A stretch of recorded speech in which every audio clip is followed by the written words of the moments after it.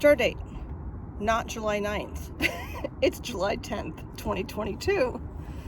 July 9th of 2022 would have been a more appropriate date for me to vlog. And I did vlog, but it ran over an hour, and I've never vlogged over an hour.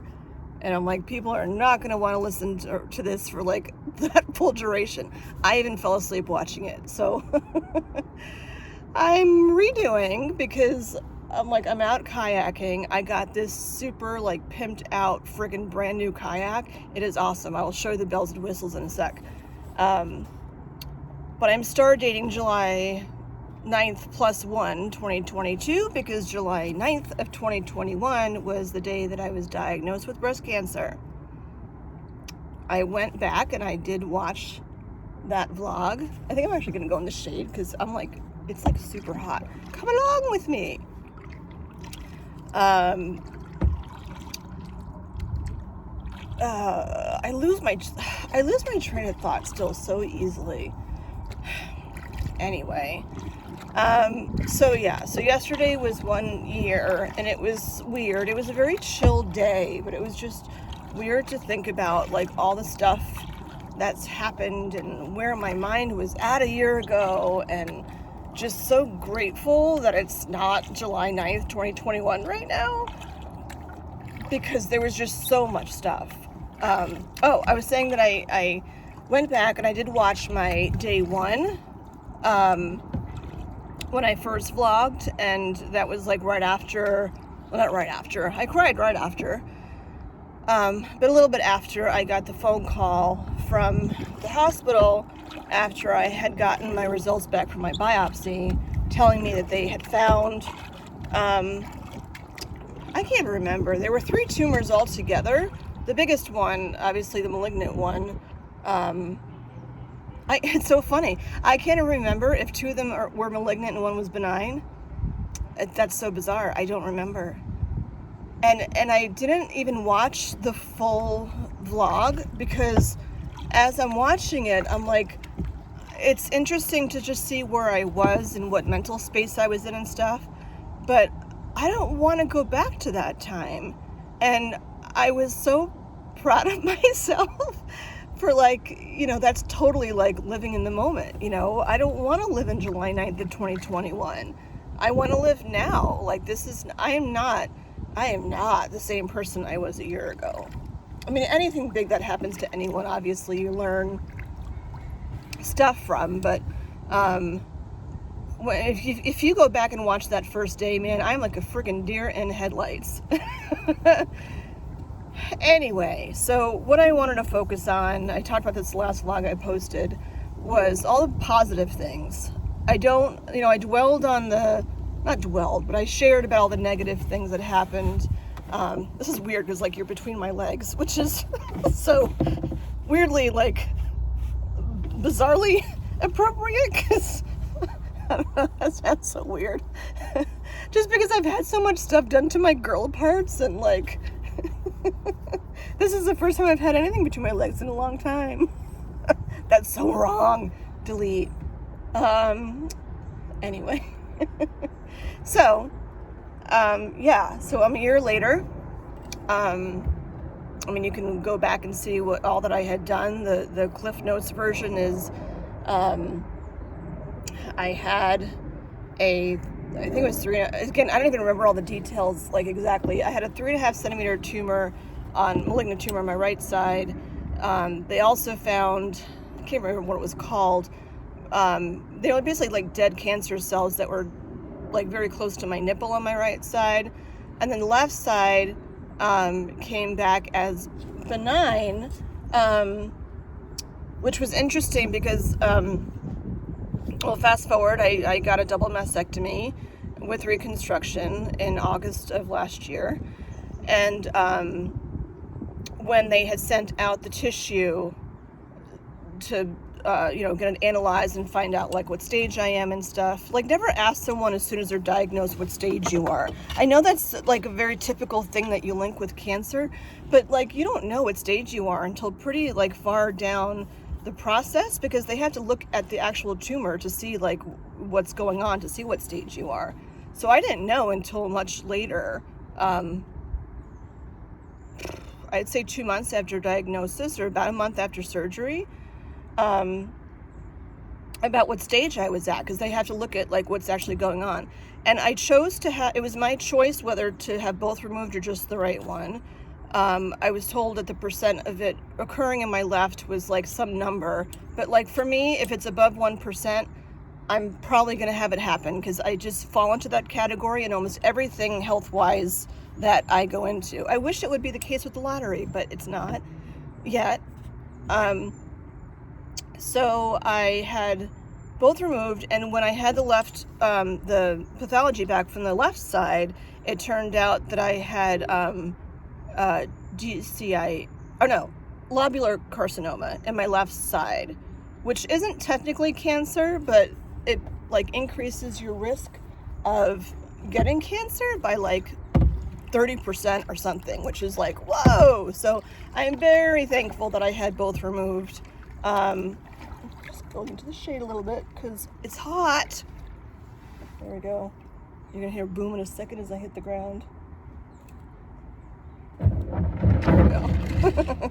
I'll just hang out here for a sec, and then I'll paddle with you for a little while. So yeah, so that's where things were, and I started Lupron injections. I can't remember. A little bit further out than that. I think like October or so, September maybe.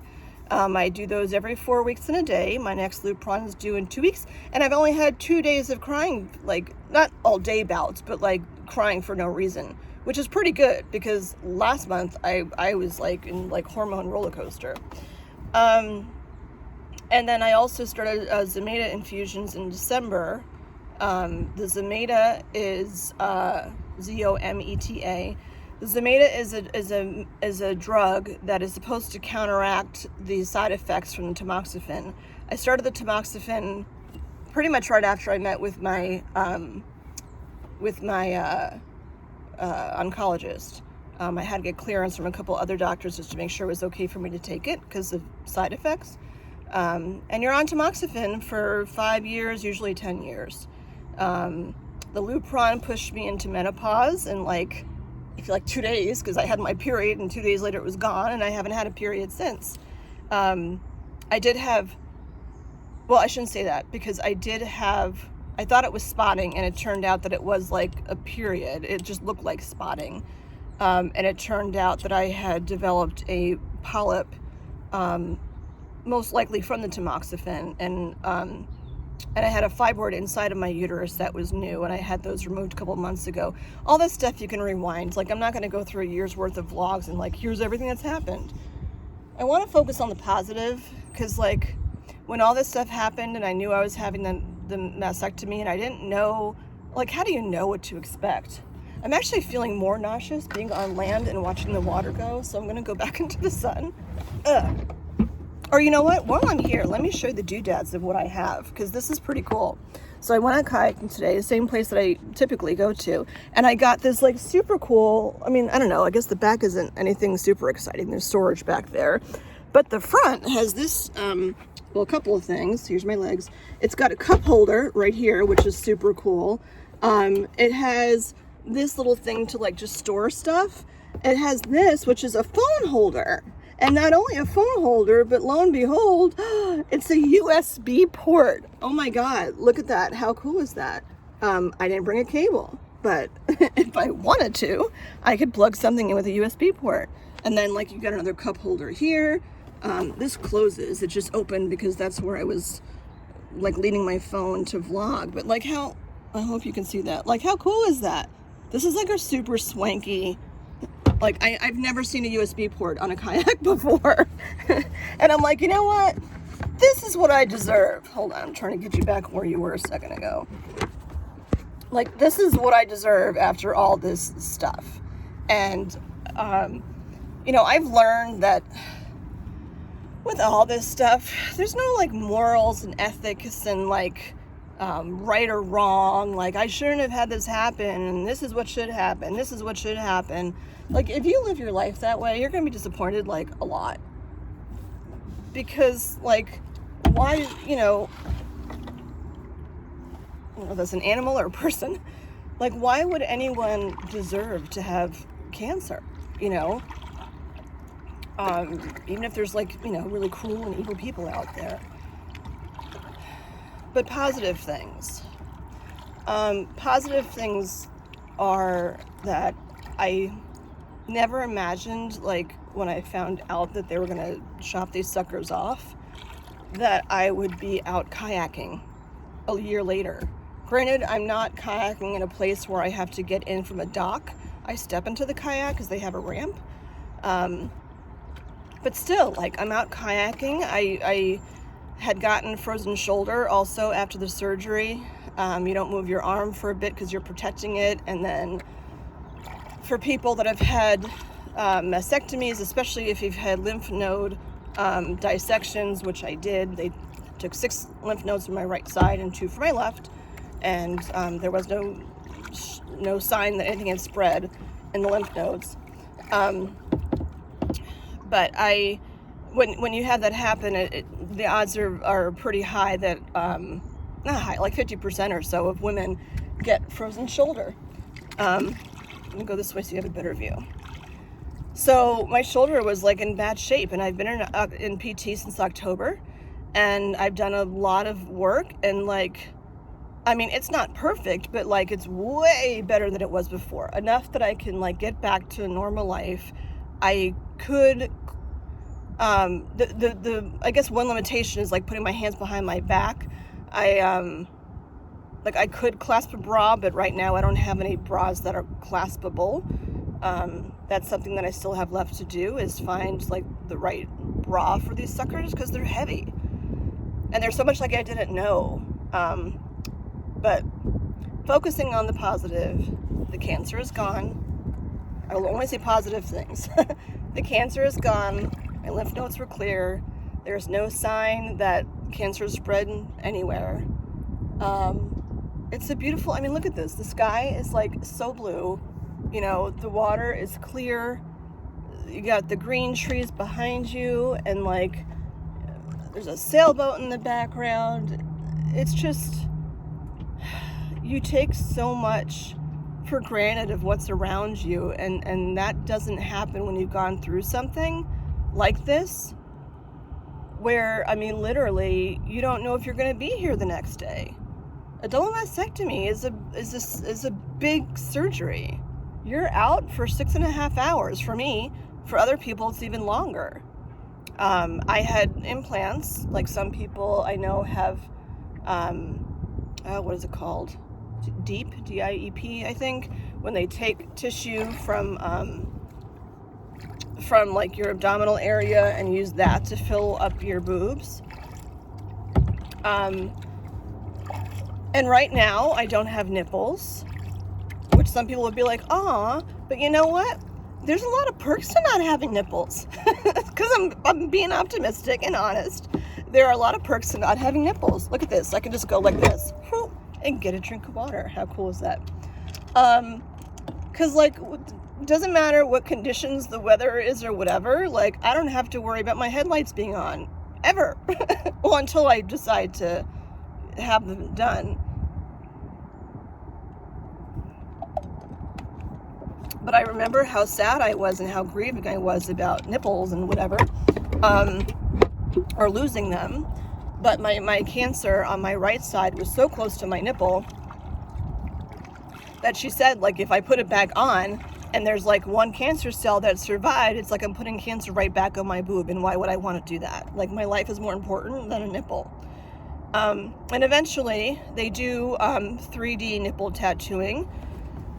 I was hemming and hawing about having them reconstruct a nipple. I really don't know if I want to do that, because people that I know, people that that share on like survivor groups and stuff, say that they have a lot of problems with their nipples when they're reconstructed, because their headlights are on all the time. And I don't want that. But I don't have to decide that right now. I don't go back to plastics until October. Like I said, it's July, so I have some time to think about it. But for right now, I'm enjoying not having nipples. I'm 50 years old. I just turned 50 in December. The great thing is that anything plastic surgery wise, from my understanding, is covered under insurance. So like there are some women who get like plastic surgery like 4 or 5 times. I am floating in like a sea of duck feathers, and it's really gross. So I'm gonna move out of this area. I don't know where the heck that came from. That's pretty nasty. I don't want to be floating in duck feathers. So yeah, I'll deal with that, down the road. And I'm blessed that I'm in the Boston area, that there's fantastic doctors that are here, and that know fantastic people. Like my breast surgeon told me that there's a woman in Canada, hopefully that's not too loud with the wind, who comes down to the States a couple times a year and does nipple tattooing, and she's better than the person that's like the best in the US.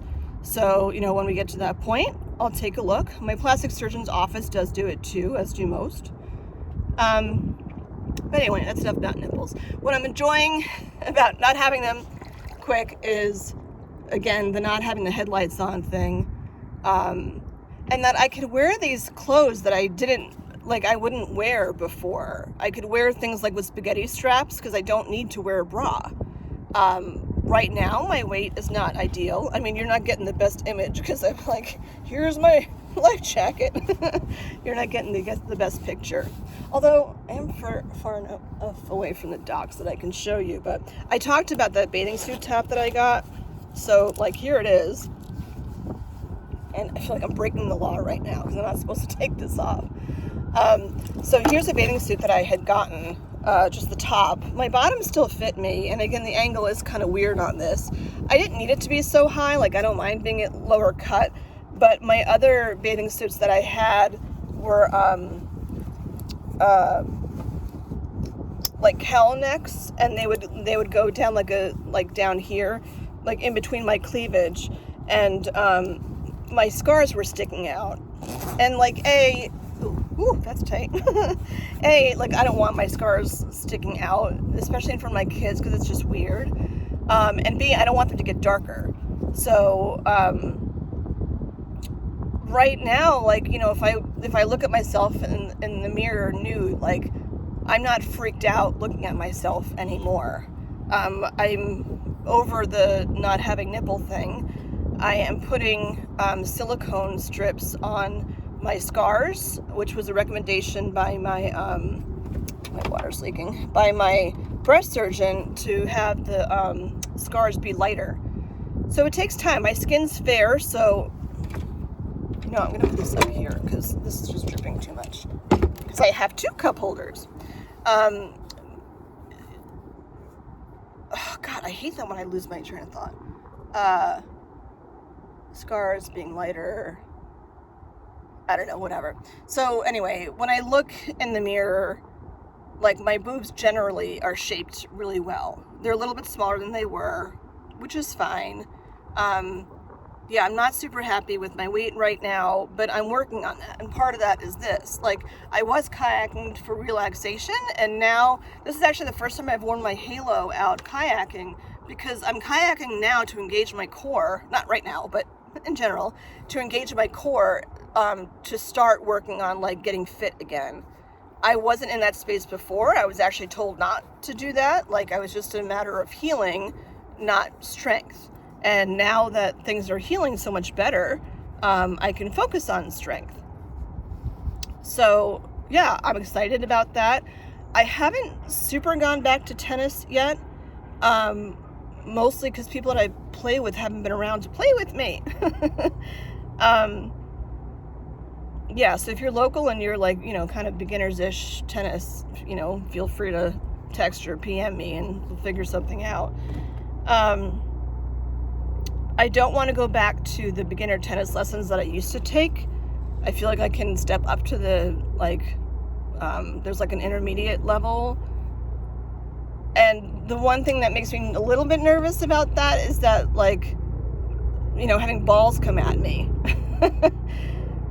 They do a ball machine clinic too where I play, and I would just be nervous that like, what if a ball hits me in the boob? So I don't know if I'm quite ready for that yet. But I'm a lot less scared of my, like, what could happen with my boobs than I used to be. So yeah, I'm proud of myself for how far I've come, for getting through all of this stuff, and you know, obviously it's been a roller coaster. If you've watched the vlogs, like, some days are great and some suck. I get my next Zometa on Tuesday. I get it every 6 months. And last time I had it, I had 6 weeks of like friggin' wackadoodle side effects. I remember my hands were so stiff that I couldn't even like grasp. So I'm just, like, focusing on the kayaking today. I booked 4 hours out here because I don't know if I'll be able to kayak next week, and you know, we'll just have to see how things go. But the fact that I'm here and able to do that is just really big.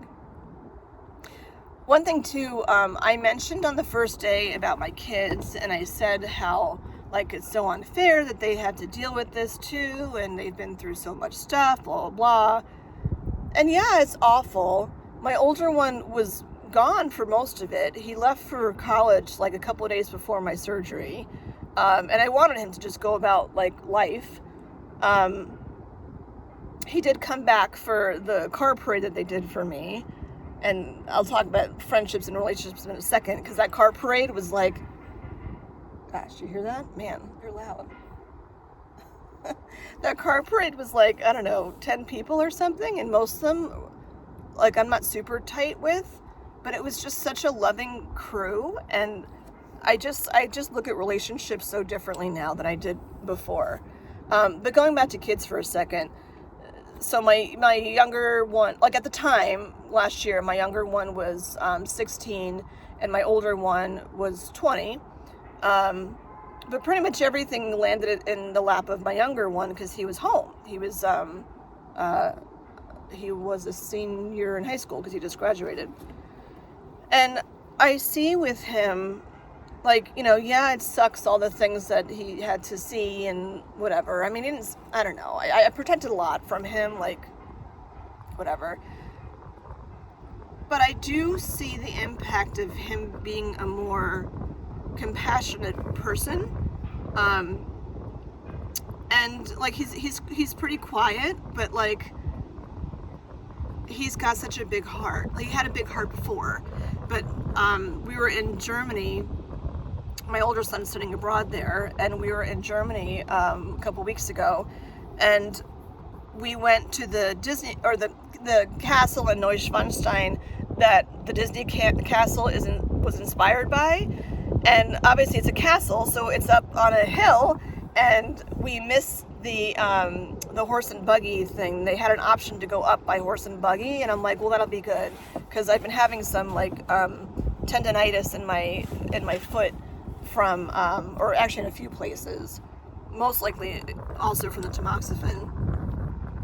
Anyway, we missed the horse and buggy. Like, there was such a long line, not that we missed, there was such a long line there that if we had waited, we would have missed our tour at the castle.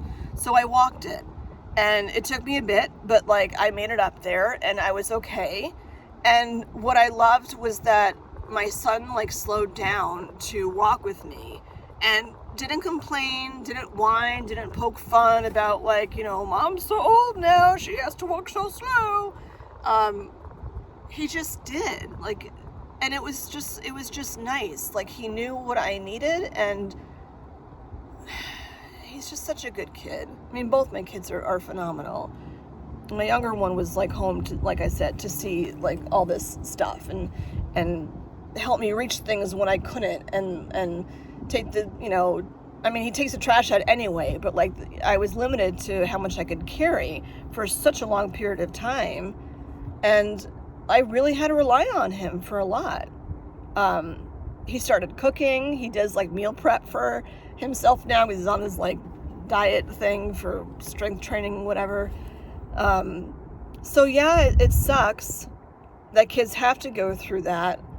But I also find that you know, if kids aren't ever faced with any adversity, like they don't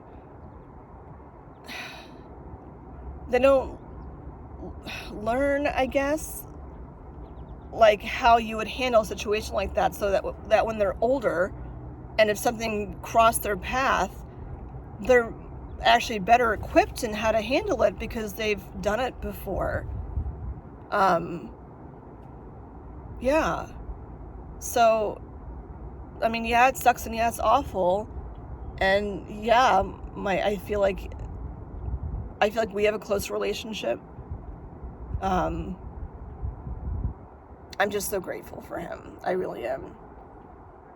And then relationships in general. I mean, so I'm walking in. I gotta listening to my body. That's another thing, like a huge thing that I started to do that I just kind of poo-pooed before. Like right now, my leg is like burning hot, and I need to reapply sunblock because my skin's so fair, and I don't feel like getting skin cancer.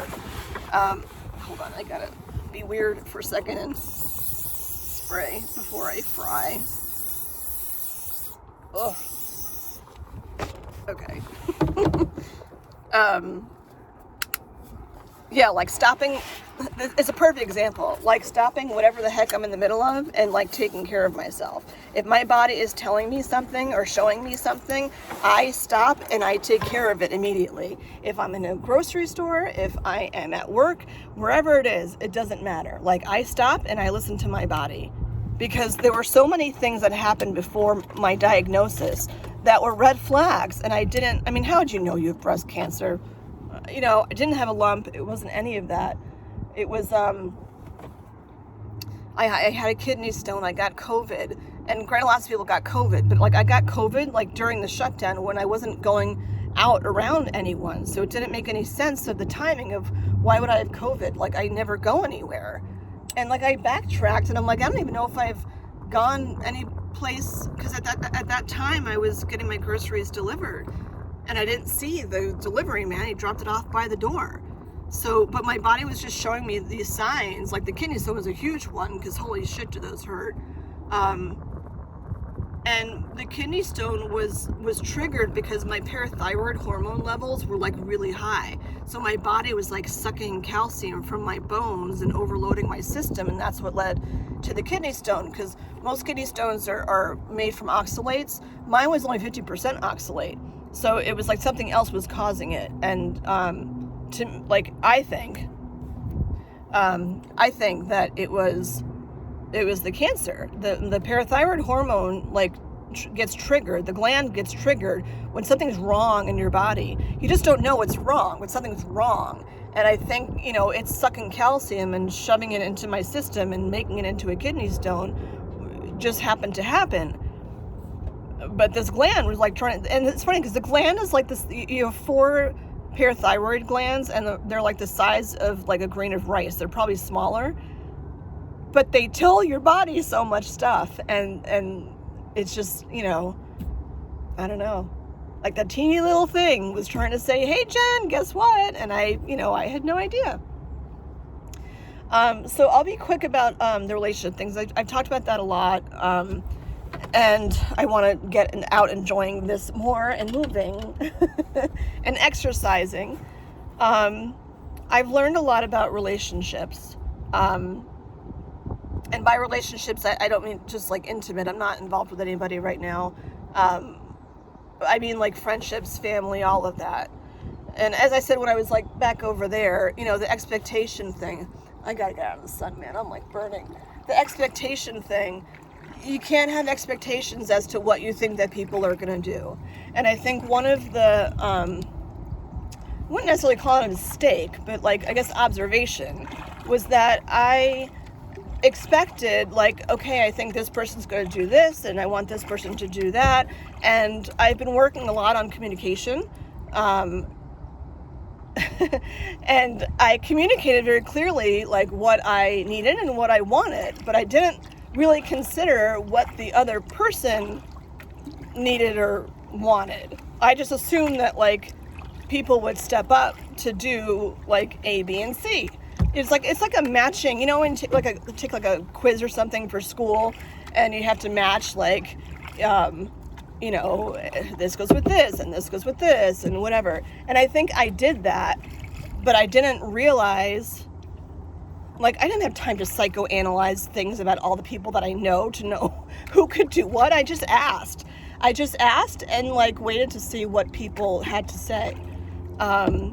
And yeah, I was super disappointed when people were like, no, I can't come help.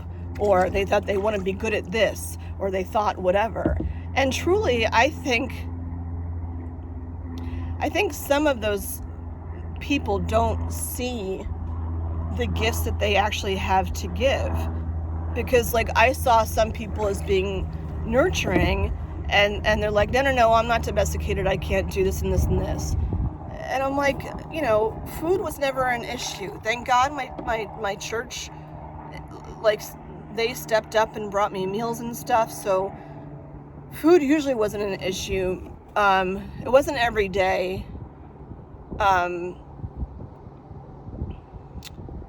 It kind of brings me to integrity, because like when there were people that said I would do this and then they didn't do it, if it was something minor, I got slightly disappointed, but then like just moved on and figured it out. But like if I'm sitting there and my son and I are waiting for a meal, and he's got to leave soon to go to work or something, and I have no food, and then he has no food, and someone's like, oh, I just forgot, and I'm like, I get people forget things, but like it was really important to us, So it's hard to try to understand, what to expect from people or not to expect anything from people when something like this happens. But in general, right now, I can't say, like, people say, plan for the worst or expect the worst and hope for the best or whatever. And now it's just like, I just do. And if someone doesn't, like, keep to their word, well, I just keep tabs on that just so I know, and I don't get disappointed each time. And then, like, I just know if it's a repeated pattern, then, that's not really a reliable source of help or companionship for me. So, lesson learned, move on. I know everyone makes mistakes, and that's fine, or people can space on things. Lord knows I have, and I understand that. But when it's a repeated thing, it's different. And another thing is, like I said, I've become very... There's kids. Move away from the kids! I've become very protective over myself with... I almost, like, talk to myself sometimes like I'm my own kid, which is a protective thing, because I won't allow anyone or anything to really upset me. I mean, my blood pressure has been somewhat high with all this stuff, but it's not really based on, like, anxiety or anything. It's, I don't know, I had to figure out why it's been high. I mean, I don't know, I've had a lot going on, but still. But in general, I think I'm just so much more chill of a person, because, like, even today, like, I was supposed to go kayaking with someone, and they canceled. They weren't feeling well, and with my Lupron and my Zomedic coming up, like, I just can't take the chance of potentially getting sick and having to cancel that appointment. The Lupron is very scheduled. It's 4 weeks at a day, like, every month, 4 weeks plus 1 day you go. Otherwise, like, everything just gets all screwed up. And I timed the Germany trip around when I was getting the Lupron. So,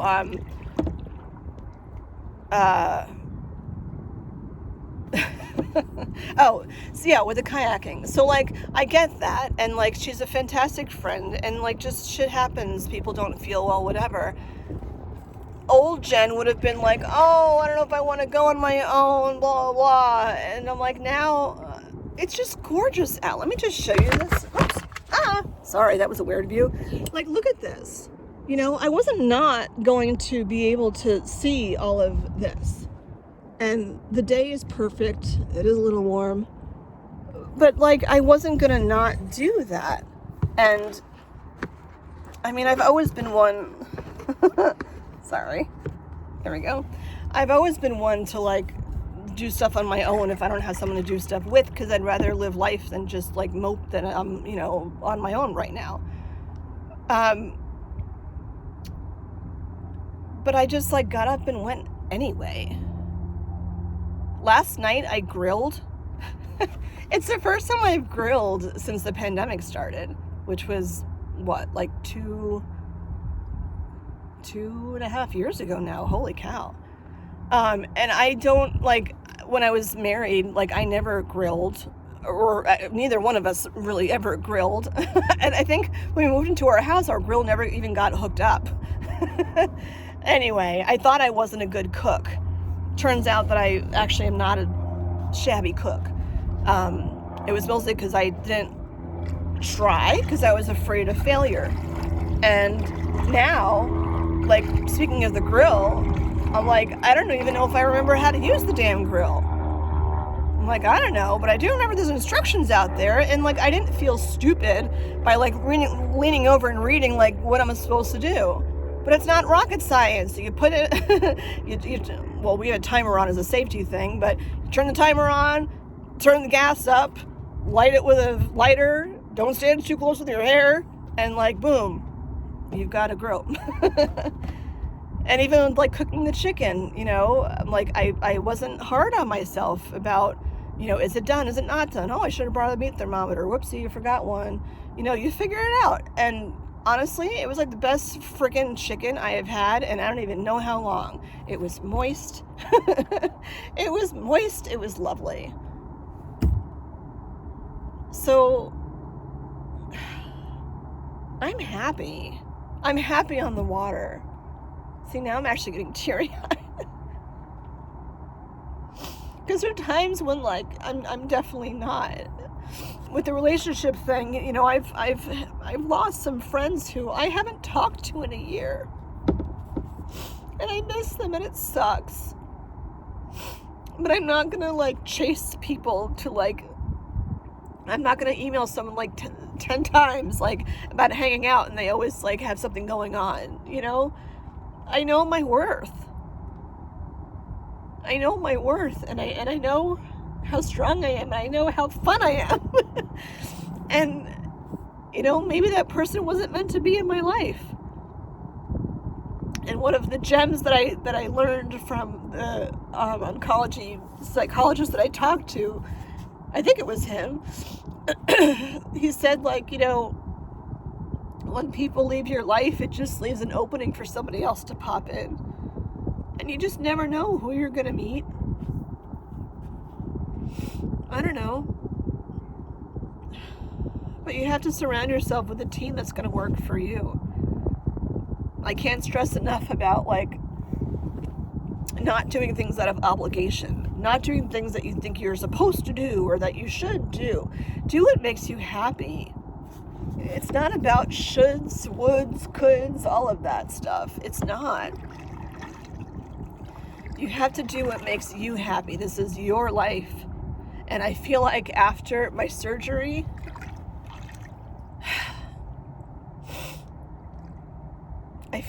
this is partly the Lupron too, like I always get teary-eyed right before my next injection. But I feel like I was given like another life to create. And it's funny because I felt like that when I got divorced, and that was a long time ago now. Like it was a whole new life I had to create as a single parent. And now that my youngest son graduated high school, I'm like, now I'm creating this life as a single woman who's been through a lot and who's loving and caring. And I mean, you've seen me dolled up. I'm pretty when I try. No, I'm pretty all the time. I just don't always have great angles with my videos. I am pretty. And I will, the weight gain doesn't make me happy, but I will work on it. Things take time.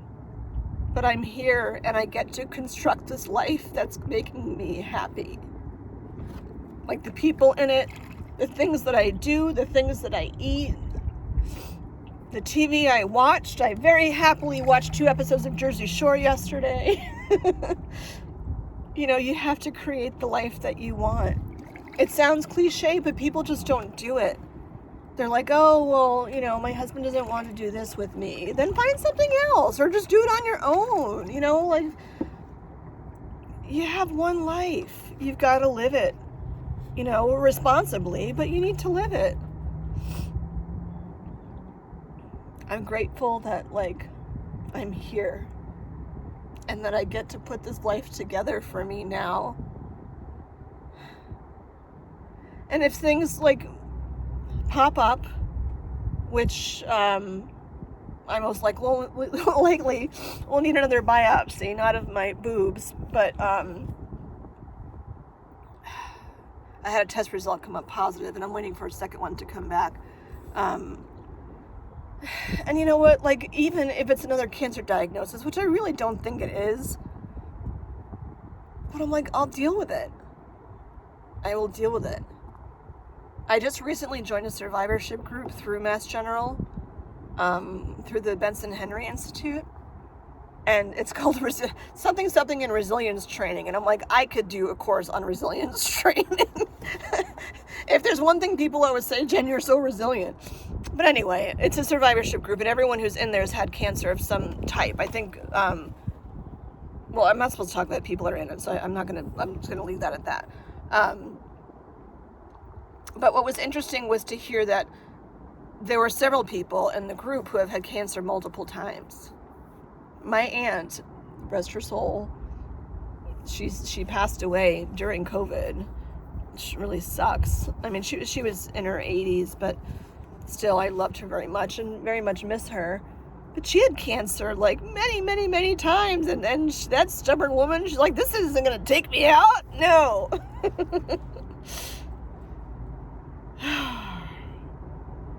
You have to have faith. You have to love yourself. And just, you know, listen to your body.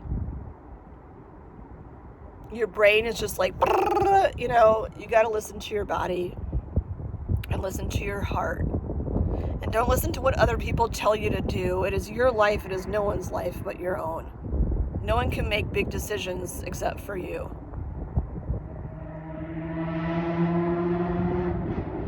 And with that hardcore motorcycle going in the background, I think I will sign off. Yeah, you know what, I'm going to row for a little bit, or paddle for a little bit. So if you want to sign off, go on ahead. But if you want to watch, I wish I could turn this the other way, but you can still see some scenery behind me. You can come along and come paddling with me. So shut yourself off if you want to. I'll see you guys next time. And if you want to keep joining me, yeah, then come paddle with me. And just enjoy the quietness of non-motorcycles and the water. I'm actually going to turn.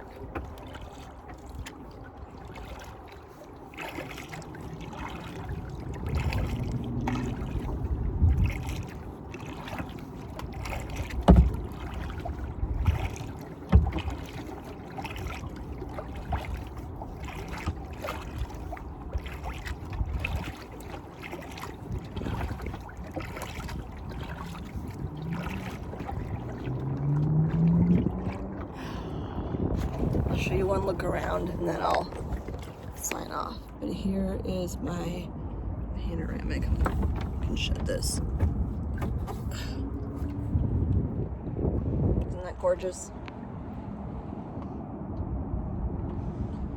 Absolutely gorgeous. And that's behind my head. All right, everyone. Until next time. Bye.